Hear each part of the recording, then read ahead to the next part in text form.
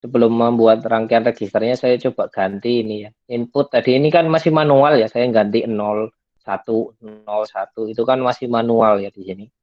01, 01 ini masih manual. Gimana biar clock ini bisa digantikan dengan yang lain ya. Di sini saya pakai yang namanya clock.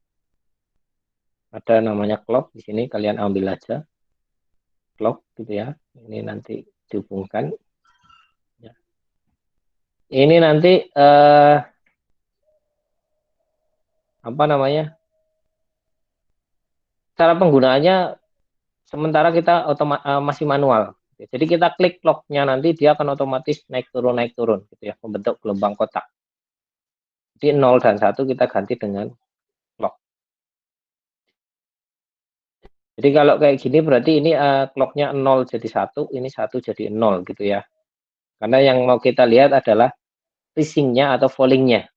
Kalau kayak gini berarti rising, kalau kayak gini berarti falling. Ya, kita coba. Ini falling. Kalau saya klik, maka datanya nyimpan. Ini rising. Kalau saya klik, datanya nggak nyimpan. Ya, jadi penggunaannya seperti itu. Jadi nggak dua kali klik gitu ya. Untuk membuat rising atau falling cukup satu kali klik aja. Nanti ini sebenarnya bisa kita buat otomatis. Ada di menu simulate ini. Simulate, kemudian kita konfigurasi di sini tick enable, kemudian nantilah kita akan pelajari ini lebih lanjut ya. Supaya ini bisa berjalan otomatis nanti. Jadi data bisa jalan nanti. Kita lihat perubahan data-datanya gitu ya. Oke, sekarang kita coba membuat tadi seperti yang sudah saya sampaikan, membuat register unit. Kalau di PPT tadi, di PPT itu register unit itu terdiri dari lebih dari satu register gitu ya. Ada namanya register A, register B, register C, register D gitu kan. Itu maksudnya adalah satu register ini berarti ini satu register, saya buat lagi itu register B, saya buat lagi register C dan seterusnya ya. Jadi register unit itu terdiri dari banyak register. Saya pisahkan dulu, ini saya hapus dulu.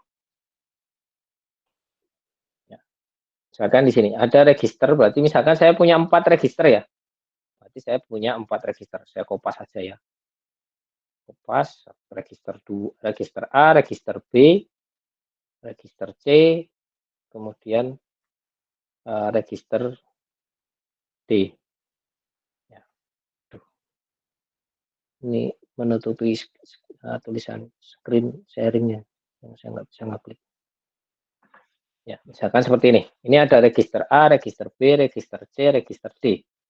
Register A, B, C, D ini pakai mode falling edge. Ya. Datanya adalah 4 bit, semuanya sama. Ya. Kemudian ini mungkin saya kasih label aja ya biar nggak bingung. Ini register A, ini aduh ini A-nya di atas ya.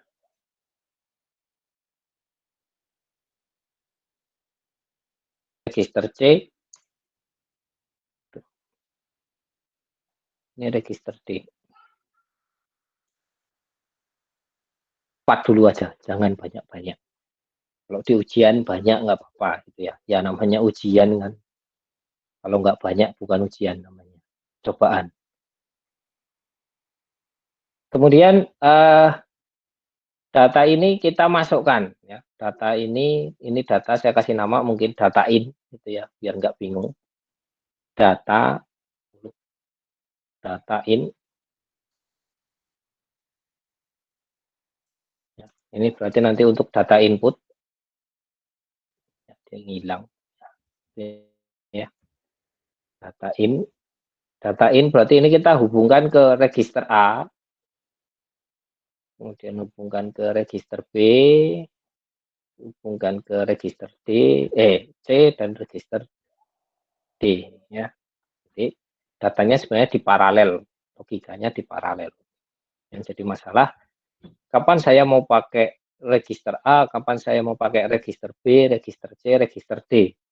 Ya kan? Yang jadi masalah kan itu. Nah, untuk memilih itu kan itu bisa menggunakan multiplexer Ya, kita pakai multiplexer lagi. Tapi ini bukan multiplexernya ya, tapi kebalikannya. Kenapa kebalikannya atau demux-nya atau demultiplexernya? Karena inputnya cuma satu, pilihannya banyak, 1, 2, 3, 4. Kalau multiplexer itu kan inputnya banyak, outputnya cuma satu kan gitu. Nah kalau demux kebalikannya, inputnya cuma satu, outputnya banyak. Gitu kan. Tapi input ini nanti akan memilih kemana dia akan pergi, gitu kan. Ke A, ke B, ke C atau ke D. Ya, jadi kita akan pakai demultiplexer nanti di sini namanya ya. Ini saya pindahkan dulu clocknya. Saya tinggal ambil aja sebenarnya kalau demultiplexer itu ada di gate ya. Saya plexer ini. Ada di plexer, kemudian demux.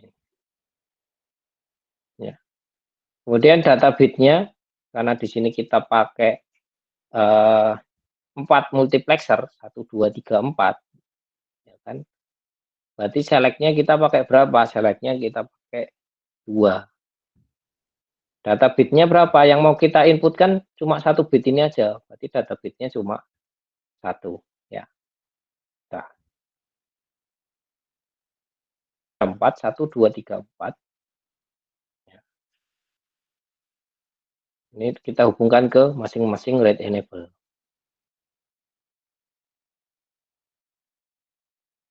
Satu,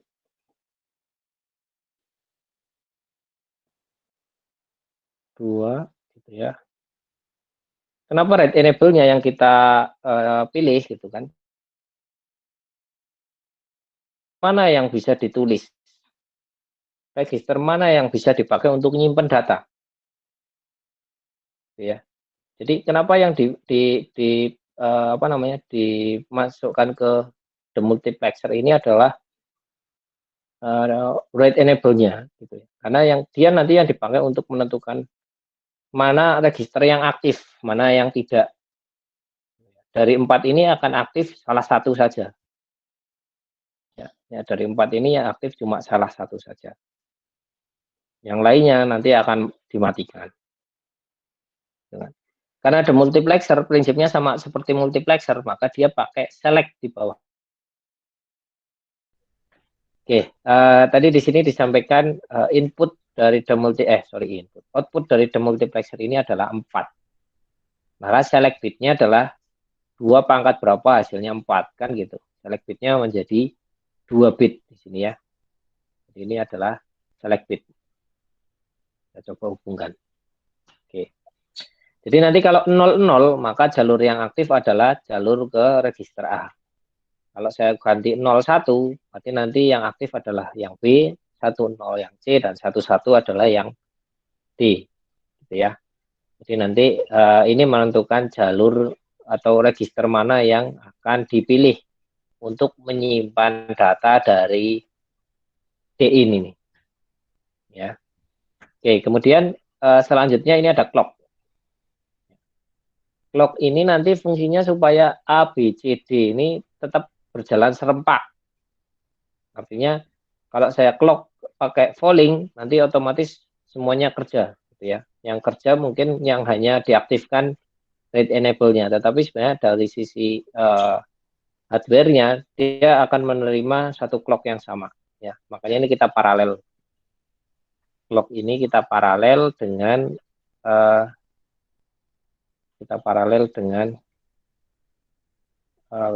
flip-flop atau register yang lain. Ya, oke.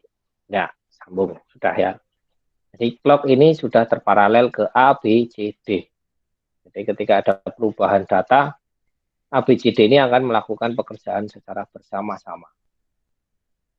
Oke, kemudian sekarang register outputnya. Outputnya, gitu ya, key-nya. Key-nya juga di sini ada 4. Sedangkan outputnya ada 1. Berarti kita pakai rangkaian apa ini namanya? Inputnya ada 4, outputnya 1. Pakai rangkaian apa namanya? Mungkin ada yang mau jawab. Biar nggak pada tidur itu. Pakai rangkaian apa? Ini inputnya 4, ada A, B, C, D. Tapi yang dipilih cuma salah satu gitu ya, supaya dia nampil di output di sini, di output yang masih XXX ini gitu ya. Pakai rangkaian apa namanya? Barangkali ada yang bisa menjawab.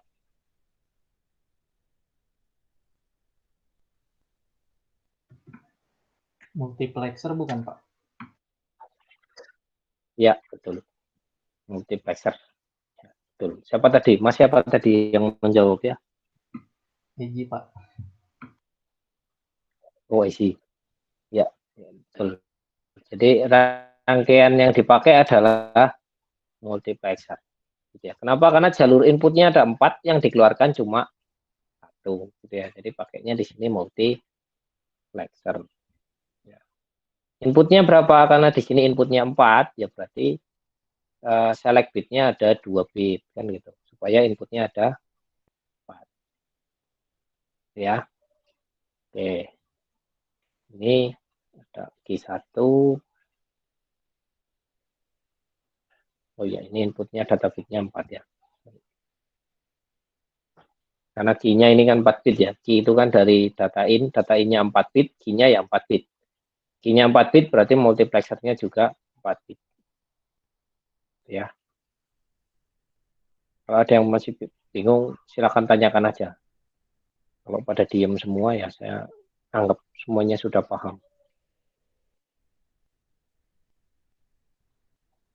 Oke, ya. Ini jalurnya 4. Inputnya cuma 1. Iya, gitu kan. Kemudian karena pakai multiplexer, pakai select lagi kan gitu. Pakai select berarti nanti pin, ya ini pin. Karena ada 4 di sini inputnya, berarti selectnya ada 2. Kan tadi disampaikan ini konfigurasinya select bitnya 2. Ya. Jadi ini 2 bit. Data bitnya jadi 2. Saya hubungkan. Ya. Oke. Kemudian kalau kita lihat di mikroprosesornya, di ALU-nya, ini ada A dan B. Ya kan? Ada A dan B. Berarti nanti output dari register unit juga harusnya ada 2. Yang satunya terhubung ke A, yang satunya lagi terhubung ke B. Ya, berarti nanti saya perlu tambahkan satu multiplexer lagi ya, untuk menghubungkan ke B-nya. Ya, ini saya setting lagi dengan settingan yang sama seperti yang atasnya. Ya. Kemudian, kemudian ini kita pakai untuk data yang B. Ya. Oke. Kemudian outputnya sama, saya kasih output. Saya kasih output sama saya kasih select bit. Ya, nanti tinggal dikonfigurasi lagi aja. Select bitnya ada 2, outputnya ada 4. Madepnya barat.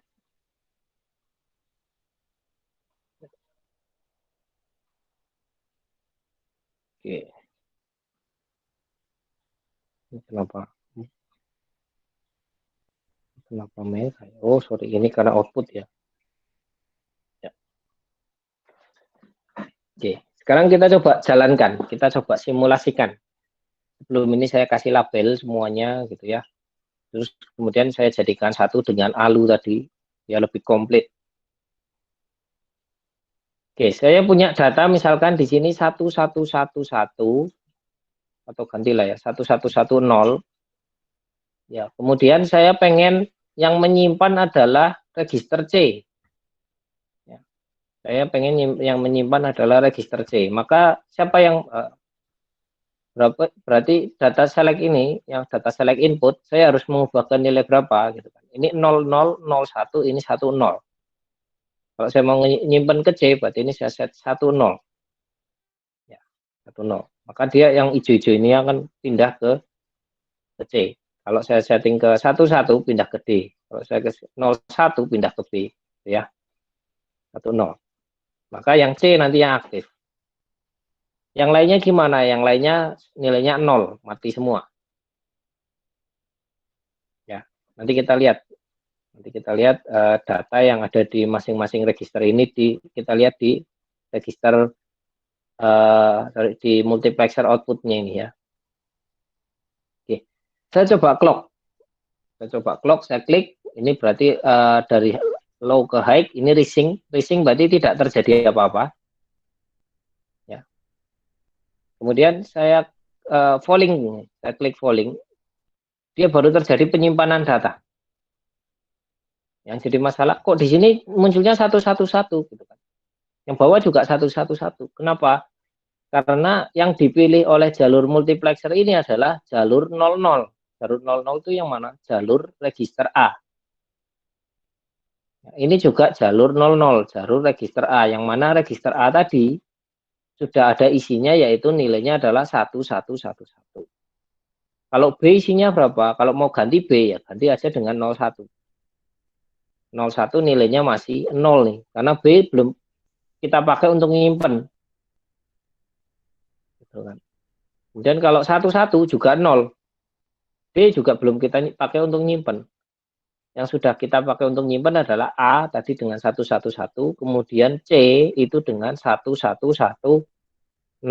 Maka kalau saya ganti C 1 dan 0, ya nyimpen nilainya 1110. A menyimpan nilai 1111, C menyimpan 1110. Kemudian kalau saya nonaktifkan register unitnya gimana? Matikan aja dari read enable-nya.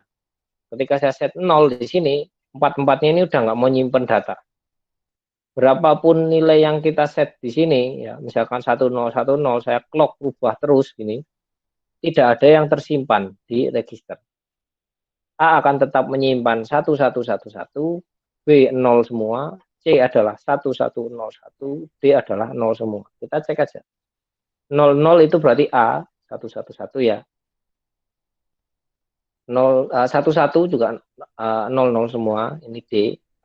10 tadi sudah apa namanya? 11, kemudian 01 00 semua. Gitu ya. Jadi prinsip kerjanya gimana? Prinsip kerjanya hanya register ini hanya fungsinya menghold data, menyimpan data sementara.